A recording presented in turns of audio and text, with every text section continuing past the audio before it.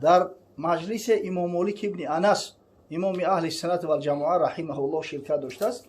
یک شخص سوالش کرد همه الرحمن علی العرش استوا یعنی چی؟ گفت خداوند بر عرش مستوی است. یعنی چی؟ یعنی که خداوند احتیاج به مکان داره؟ آیا جای خداوند عرش های مکان پروردگار عرش می شود، در عرش قرار میگیره و ملائکه ها را امر میکنه؟ به همین معنی ها ده به حد غضبناک شد حضرت مالک ابن انس. یک جمله بسیار معروف گفتگی که در تاریخ اومده است. گفت یا هذا الاستواء معلوم و کیفیته مجهول و الایمان به واجب و السؤال عنه بدعه. خب فلان گفت استوا معلوم ای، استوا آیه قرآن ای، در قرآن صراحتا اومدگی ای، چگونگی او استوا را ما نمیدونیم، کیفیتش مجهول ای، ایمان با همه آیت واجب ای، این آیه قرآن ای. آخی الرحمن علی العرش استوا، الله بر عرش مستوی است. خب آیات متشابهه اصلا اکثر علمای پیشینه یعنی همون سلف صالح که گفتیم هم 3 قرن مشهود به خیر در نظر داریم، صحابه، تابعین و تبع تابعین. اونا تعبیل نمیکنن، میگن که خدا مثلا وقتی که آیات متشابه میگن ید الله، وجه الله، یا که اینم الرحمن علی العرش استوا، بله یوم یکشف عن ساق، همه آیاتی مقصد که متشابه هن. همه را میگفتن که انا خداوند خودش میدونه والله اعلم بالصواب، خداوند حقیقت حال خودش میدونه، حوالش به خدا میکردن. اما بعدتر وقتی که اهل هوا زیاد شدن همه را به هم ظاهرش حکم میکردن، دعوا میکردن نعوذ بالله نسبت پروردگار جسم قائل میشدن، همین مثل مجسمه و مشبهه. مجبور شدن که علمای بعدی دست به تعویل بزنن، همین تعویلش کردن. مقصد تعویل به چیزی میکنن که خداوند متعال به یگان مخلوق شبیه نشود، همیشه بر خاطر گم کردن شباهت. برای مثال دست به قدرت مثلا نسبت دادن، وجه به ریزان نسبت دادن، از جمله همین چیزا. انا مقصد که آیات متشابه از همه بهتر و خوبترش همیه که بگویی که خدای تعالی خودش دانای چیه. اما اگر یگان نفر اهل هوای پیدا شود و همطوری مقصد که تفسیرهای بردروغ کنه و تفسیرهایی کنه که در ذهن انسان ها همون تشبیه و تجسیم به وجود میاره، ما مجبور هستیم که جوابش بدیم، از همون تعویل هم استفاده بدیم، تعویلی که علما میکنن. آیات متشابه اینمی صفات مثلا خبری پروردگارن، اینا حروف مقطعه که در قرآن اومدگیان، الف لام میم ها میم عین سین قاف. در اول بسیاری همین سوره مثلا حرف اومدگیان که نون مثال این طه نیه؟ طه نون پیغمبره؟ طه هم از جمله تعویل میکنن میگن نام پیغمبره. یاسین یا مقصد همین آیات متشابه هست. از جون هم آیات متشابه در ظاهر بدوزه میاد، در مفصل بدوزه میاد. به یگان تایون هم میده. نه آیات متشابه نمود خصای چیزو بله. مقصد که یا حوالش به خدا میکنی و اومن شرح توضیحش نمیدی، یا که اگر به شرط شرح توضیحش دادی تعویل طرز میکنی که در ذهن مردم تشبیه حاصل نشود، تجسیم نعوذ بالله نسبت پروردگار حاصل نشود، یعنی خداوند به یگان مخلوق شبیهش نگردونن. اصل کار همیه. خب الرحمن علی العرش استوایی که اشاره قاری میگه همین هم از جمله همین آیاتی متشابه هست. خب استوا معنی موضوع گوناگون خطی اومدگی در خود قرآن با چندین معنی اومدگی. استوا به معنای کمال اومدگی، استوا به معنای بلند شدن اومدگی، استوا به معنای انتها اومدگی. انا مقصد که معنی های مختلف داره، اما اهل سنت و الجماعه خاصتا همون سلف صالح اهل تفویض هرگز کلمه استوا را ترجمه نمیکردن. میگفتن استوایی که لایق به ذات پروردگار است، چگونگیش نمیدونیم. در این موضوع بحث هم نمیکردن، بحث هم در این موضوع بدعت میدونستن. و برای که انسان امکان داره که غلط کنن. هستن آدمایی که بعد همین میکوان اخیر در یک چاه میغلطن که نعوذ بالله خوف حتی به کفر رفتنشون هم میآید در اینجا. اما حضرت صلی الله علیه و سلم میگه هلک المتنطعون ای متعمقون، حدیث امام مسلم ای هلاک میشوند همین کسایی که بسیار چقرکوبی میکنن غور میکنن. همین خاطر اهل تفویض میگفتن که همین مقصد وجهی که لایق به ذات خدا ای، یادی که لایق به ذات خدا ای، استوایی که استوا لایق به ذات پروردگار ای، چگونگی اونم نمیدونه. در مجلس امام مالک ابن انس امام اهل سنت و الجماعه رحمه الله شرکت داشته است. یک شخص سوالش کرد همین الرحمن علی العرش استوا یعنی چی؟ گفت خداوند بر عرش مستوی است. یعنی چی؟ یعنی که خداوند احتیاج به مکان داره؟ آیا جای خداوند عرش های مکانی پروردگار عرش می شود، در عرش قرار میگیره و ملائکه ها را امر میکنه؟ به همین معنی ها ده به حد غضبناک شد حضرت مالک ابن انس. یک جمله بسیار معروف گفتگی که در تاریخ اومده است. گفت یا هذا الاستواء معلوم و کیفیته مجهول و الایمان به واجب و السؤال عنه بدعه. خب فلان گفت استوا معلوم ای، استوا آیه قرآن ای، در قرآن صراحتا اومدگی ای، چگونگی او استوا را ما نمیدونه، کیفیتش مجهول ای، ایمان با همه آیت واجب ای، این آیه قرآن ای. اخی الرحمن علی العرش استوا، الله بر عرش مستوی است.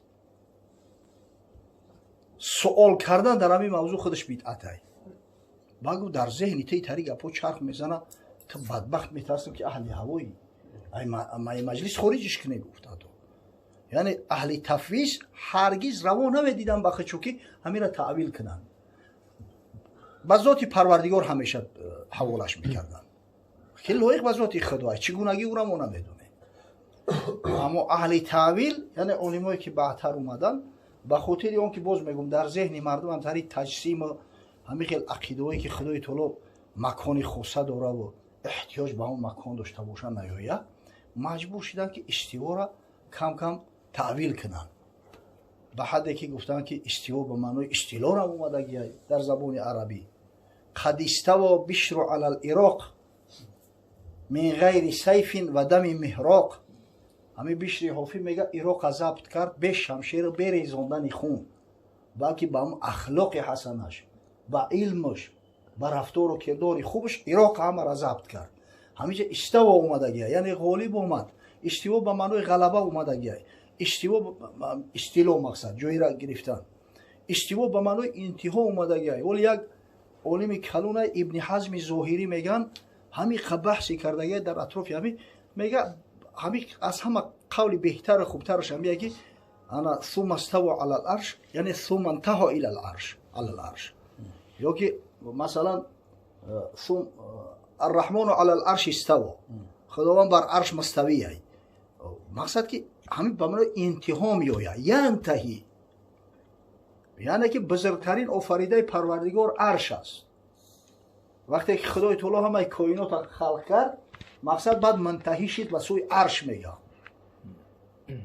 همین از همه بهتر و خوبترش همیه که همون قولی همون بزرگای خدمونه، همون اهل تفویض که استوایی که لایق به ذات پروردگار است با همون قرار بگیریم. مقصد شرح توضیحش ندیم، بسیاری باید کنجکاوی نکنیم. در دنیا بسیار چیزایی هست که عقلی ما نمیگیره. ما را در قبرم نمیپرسن، از این آیت نمیپرسن که استوا چیه؟ به معنای استقرار است. بزرگان میگن کسی که استوا را به معنای استقرار قرار گرفتن، مکان گرفتن اگر به شرط قبول داره، او مردک یا مشبیه یا مجسمه نسبت پروردگار، مقصد که تشبیه روا میبینه، خدا را شبیه به یک مخلوق میکنه. مخلوق احتیاج به مکان داره هم ترش میکنن، یا به خدای تعالی جسم قرار میده. آخه به یگان شک شبهه هر جا هر قدر که کلام باشه انتها داره کو، رزمیرش معلومه کو. عرش بگذار که کلانترین مخلوق پروردگار باشه، مخلوقه کو. یگانه چیزی که با چیز قیاس چیرش کردن نمیشه پروردگار، ذات پروردگار. برای که خدای تعالی با چیز شبیه نیست. لیس کمثله شیء، او را به هیچ تشبیه داده نمیشه. اما عرش به همون بزرگیش ابتدا داره، انتها داره، بلندیش معلومه، پستیش معلومه، چرت اطرافش معلومه. چخیل نعوذ بالله ذاتی پروردگار را میگیری در همین عنصرها جا میکنی، در همین عناصر ششگانه. بسیار آدمی ابلهی بی عقل شدن در کار که مقصد تو همین درجه را مقصد مغرور شده که خدای تعالی نعوذ بالله در این طریق جا کنی. بسیار بی عقلانه ایده همین.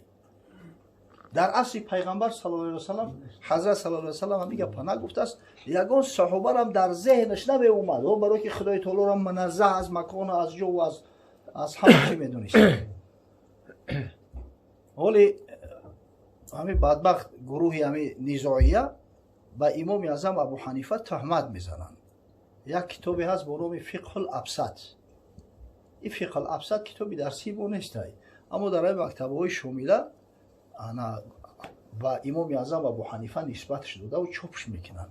مصنفش هم یک شاگرد امام اعظم ابو حنیفه ابو مطیع بلخی بوده است. با همین میگن که او امام اعظم ابو حنیفه خودش آورده است، بعدم مخصوص مکان‌ها را ذکر میکنند.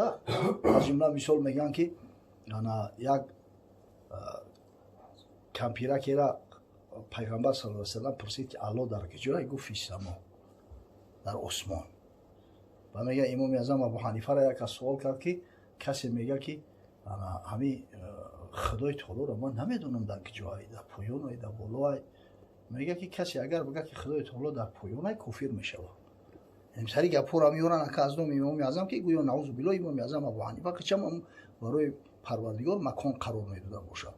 در صورتی که دیده و دانسته رو شناسیان میکنن، همین یک چند صفحه او طرفتا در همون کتاب فقه ابسط همون جایی که صفات پروردگار میوید، بعد همونجا همون خدای تعالی منزه از مکان است اومدگی.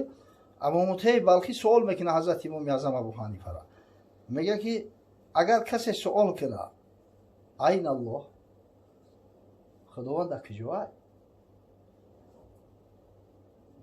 چی بگیم؟ میگه در جواب که بگین که کان الله ولم یکن عین، کان الله ولم یکن مکان.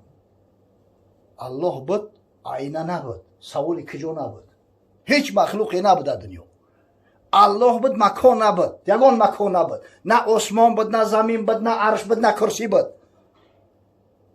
فإنه الآن علام و قبل خلق المکان، خداوند در همون موضع و همون مقصد چیز قرار داره که قبل از آفریدش تمام همین مکان ها بود. خداوند به نیاز همه این مکان ها. آخه نعوذ بالله ذات پروردگار را چگونگیش ما نمیدونیم. ما خداوند به صفاتش میشناسیم، به همون صفاتی که خودش ذکر کرده. به هر کس در ذهنش آوردن بگیره پروردگار در فلان جای مکانش ای جای، اویسته عقیده اسلامی را خراب میکنن این بدبختو. ولی هم یکی از بزرگان و عالمان میگن که یکی از علتهای زیاد شدن ریشه دووندن اتئیسم در اروپا همین دین نصرانی شده است. و به خاطر اینم جسم و مجسمه بدن شد. پدر میگه دستی فرزند چه میگیره که سرکف میوره، بعد صورت نشون میده، میگه که کیه پدر کیه در دار اک اویزون، و میگه که اتناش بخ نعوذ بالله ایسوس خریستوس. در ذهن هم گودک چی میوید؟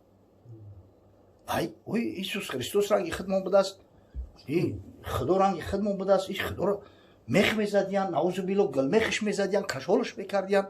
علاقه نوباوری هم تخمه نوباوری ای خوردی در دل گودک پیدا میشود. همون مردم خودشون با همین عقیده‌های باطله و ویران شد، مردم اتئیست کردن، ای شریعت دین دور کردن. بسیار ظلم ایده در حق مسلمانو همین. تو دیگه کاری دیگه نداری. بدبخت اگر بپرسی که در همین نماز چند فرضی نمیدونه، فرایض داخلی نماز نمیدونه، در کدام حالت سجده سهو واجب میشه نمیدونه، دعوا میکنه. همین الرحمن علی العرش استوى چی معنی داره؟ آخه این را به همون عالمان مونش همون عالمان خودشو تحقیقش کنن که ابله تر چی در همین موضوع دست دادن چی. در این مسئله استوا علی العرش یا که همین آیات متشابهه در کتب عقیده اومده است که عالمان یک چند نوعن. аҳли тафвиз ҳастанд, сифатшона гуфтам. ҳамо бузургое ки мегӯянд ки лоиқ ба зоти худо ай, ҳаволаша ба худо мекунем, илмаш дар пеши парвардигор ай. аҳли таъвил ҳастанд. аҳли таъвил баъзеш аҳли ҳаво нами аҳли таъвил, баъзеш аҳли суннат вал ҷамоа ба хотири пуштибонӣ ва дифоъ аз ақидаи аҳли суннат вал ҷамоа бечоро маҷбур шиданд ки ҳамин оёти муташобиҳаро кам камак мақсад таъвил кунанд, таъвиле ки мардум гумроҳ нашаванд. хуб аҳли таътил ҳастанд, касое ки наъузу биллоҳ умуман инкорш мекунанд. инами сифоти хабарие ки дар Қуръон омадааст ҳамёнро инкор мекунанд аз худо. ёро аҳли таътил мегӯянд, ё бисёр мардуми бадбахтанд. аз ҷумла ҳамун калон раҳбари асосишу ҷаҳм ё ҷуҳам ибни сафвон мегӯянд, ҳамун бадбахтай.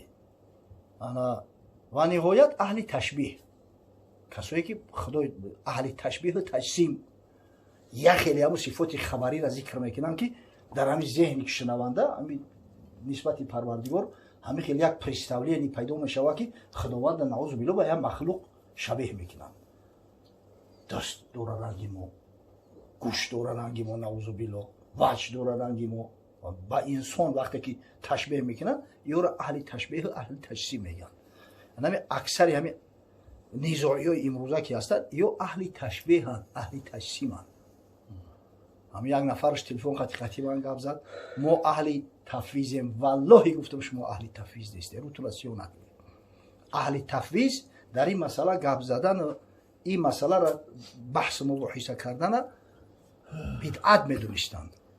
шумо кор ту ҳамияй, фитна ту ҳамияй. оддитарин чизоро намедуна бадбахт, инами элементарни чизое ки дар ислом барои ҳар кас муҳиму лозим аст намедуна. инами масъалаҳое да даст мезана ки охи кор кори олимо ай. кори ҳар биз нест хирман куфтан, гови нар мебояд марди каҳан.